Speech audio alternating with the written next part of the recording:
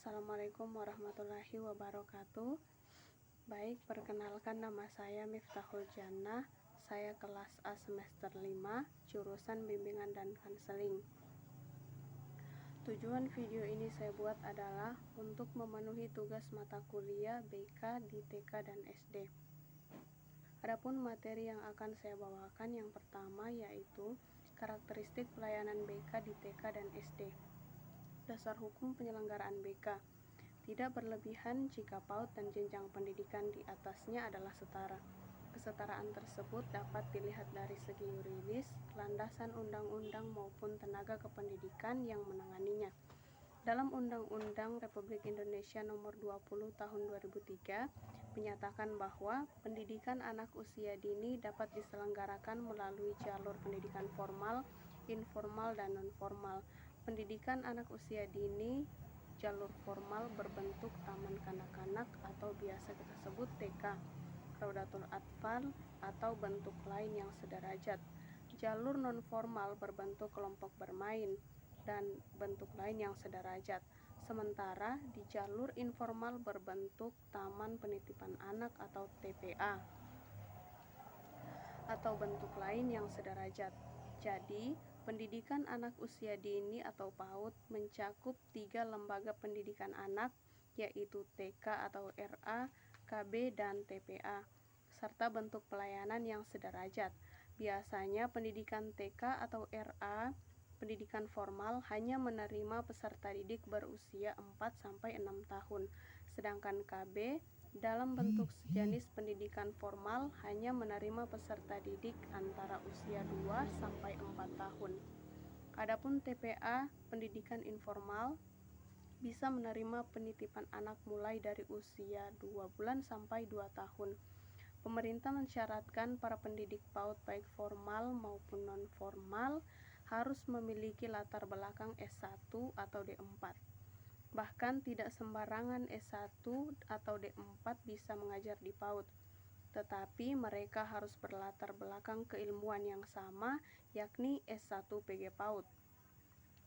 Guru-guru TK dan pendidik PAUD yang hingga saat ini belum S1 diwajibkan untuk kuliah S1 pendidikan PAUD. Jika tidak, mereka akan tersisihkan oleh undang-undang. Yang kedua itu ada karakteristik pelayanan BK di sekolah dasar. Dalam kurikulum 1975 tersebut, bimbingan dan konseling ditempatkan sebagai salah satu komponen sistem pendidikan yang secara khusus menangani bidang pembinaan pribadi peserta didik secara keseluruhan. Sistem pendidikan tersebut meliputi bidang administrasi dan supervisi, bidang pembelajaran, dan bidang pembinaan pribadi peserta didik.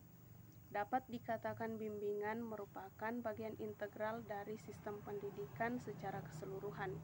Ketiga komponen pendidikan tersebut secara bersamaan bekerja untuk mendorong terjadinya perkembangan yang optimal bagi setiap peserta didik. Kurikulum 1975 menjadi tonggak sejarah bagi dilaksanakannya bimbingan di sekolah, mulai dari jenjang TK atau SD sampai SMA atau SMK. Dalam perkembangan selanjutnya, pelaksanaan bimbingan di sekolah diatur melalui Peraturan Pemerintah Nomor 28 Tahun 1990 yang menegaskan bahwa bimbingan dan konseling pendidikan dasar dilaksanakan oleh pembimbing. Lebih lanjut, pada Peraturan Pemerintah Nomor 28 Tahun 1990 Bab 10 Pasal 25 Ayat 1 menyatakan bahwa bimbingan merupakan bantuan yang diberikan kepada siswa dalam upaya menemukan pribadi, mengenal lingkungan, dan merencanakan masa depan. Diberlakukannya kurikulum tingkat satuan pendidikan pada tahun 2006 semakin memperkokoh pendidikan dan kedudukan bimbingan dan konseling di sekolah, mulai dari jenjang SD hingga SMA. Sebab di KTSP tersebut masih menegaskan keberadaan bimbingan dan konseling dan perlu adanya layanan bimbingan dan konseling di sekolah dasar untuk mendorong potensi pribadi peserta didik. Kemudian ada pengertian bimbingan dan konseling serta perbedaan dan pengajarannya. Saya jelaskan dulu, bimbingan merupakan proses bantuan yang diberikan kepada individu atau peserta didik agar individu atau peserta didik tersebut mampu mengembangkan potensinya, mampu mandiri, dan mampu menyelesaikan masalah yang dialaminya. Sedangkan konseling yaitu interaksi yang dilakukan oleh konselor dan konseli, di mana dengan pengetahuan ilmu dan pengalaman seorang konselor.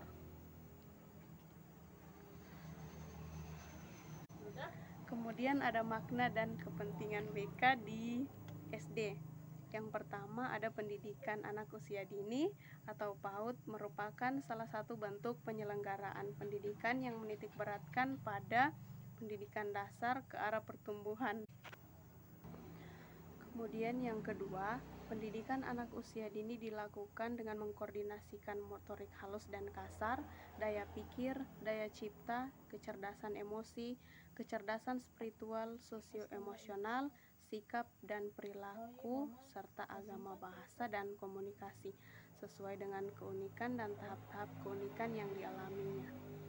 Pembelajaran anak usia dini atau TK pada hakikatnya adalah pembelajaran yang berorientasi bermain serta pembelajaran berorientasi perkembangan yang lebih banyak memberikan kesempatan untuk dapat belajar dengan cara yang tepat.